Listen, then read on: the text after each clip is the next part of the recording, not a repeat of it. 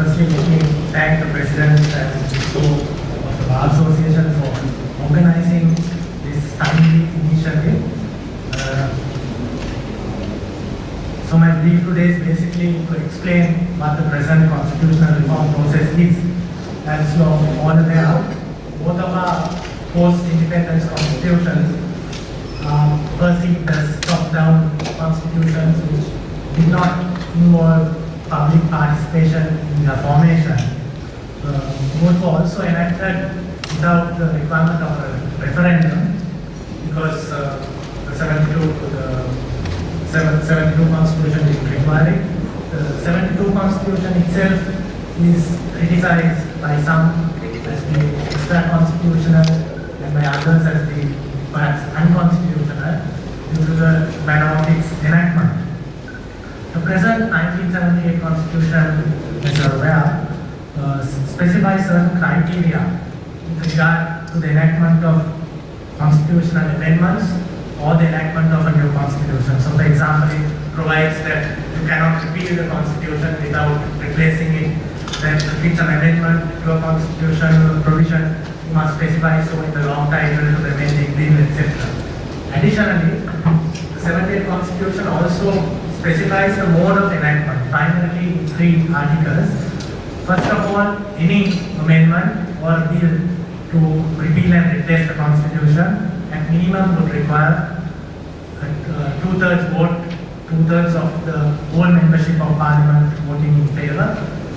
If the amendment involves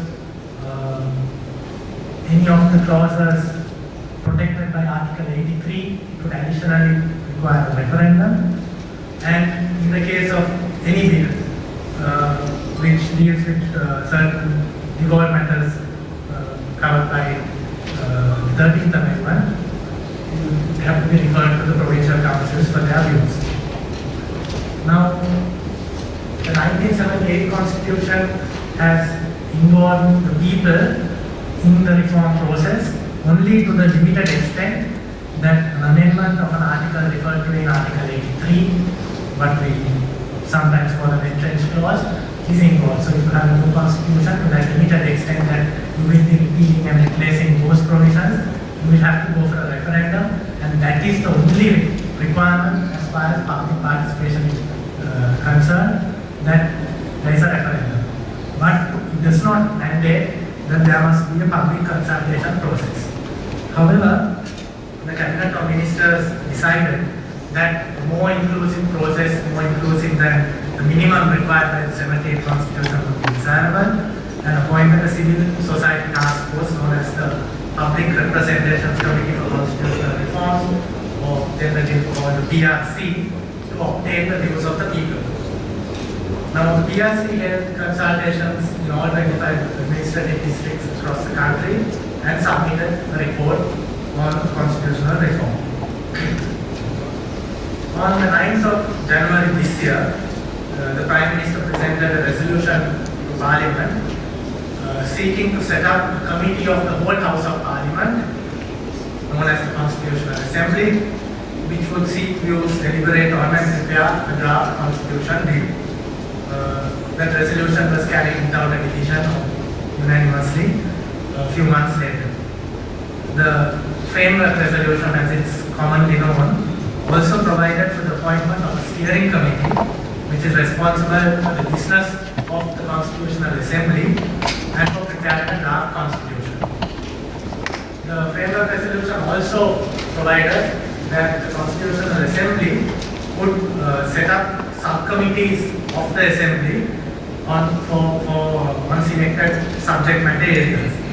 Accordingly, it set up 6 subcommittees, one on the Centre Peripheral Relations, one on Public Service, Public Finance, Law and Order, and the 2 whose subcommittee reports will be directed to the Judiciary and Fundamental Rights.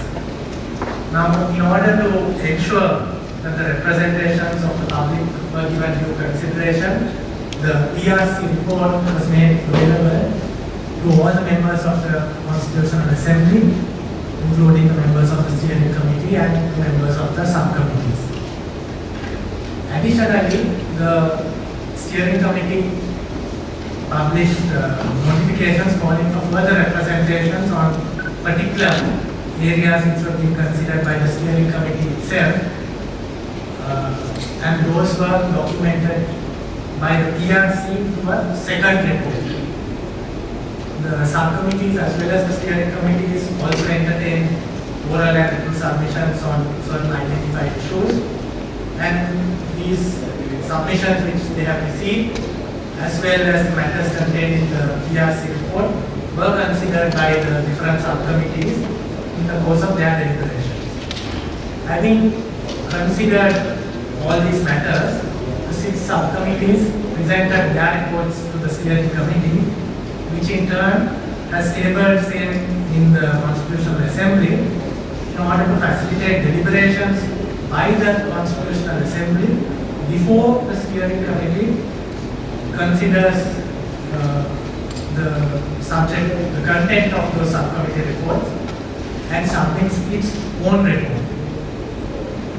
Now, the framework resolution requires that the steering committee submits a report, that is a report by the steering committee, to the Constitutional Assembly, and thereafter considering any amendments or matters which may be raised by the Assembly in the course of its debate on the steering committee's report, the steering committee will then present a final report. The final report is required to be accompanied by the draft constitutional proposal or the draft constitution bill, which must then be considered by the Constitutional Assembly.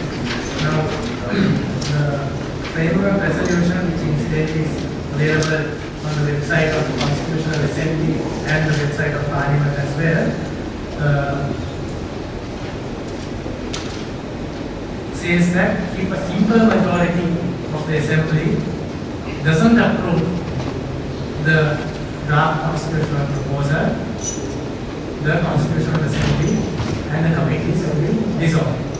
Now, as you know, you need at least 2/3 of Parliament voting for it, so that's why it says if a simple majority doesn't accept it, that's it. If a simple majority and not a 2/3 majority of the Assembly adopts the resolution of the draft constitutional proposal, so that's not 2/3, only half, then it's going to be referred to Parliament.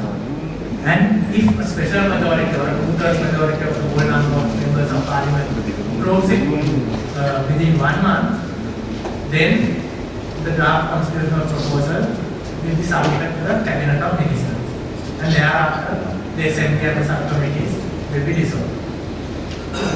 If the Assembly itself approves the resolution by a 2/3 majority, then the report and the draft constitutional proposal would be submitted to the Cabinet of Ministers, and then the Assembly will be dissolved. And thereafter, the Cabinet of Ministers will follow the provisions of the Constitution related to the enactment of the bill. Now, there has also been some doubt about how this envisaged draft constitutional bill would be enacted, but for the avoidance of doubt, the resolution makes it clear that all the provisions of the 78th Constitution relating to the enactment of a new Constitution will have to be followed, and that constitutional bill will only be enacted into law if it's passed in Parliament by a special majority of 2/3 of the number of members of Parliament, as well as approved by the referendum. So that's basically a summary of the process which is presently taking place.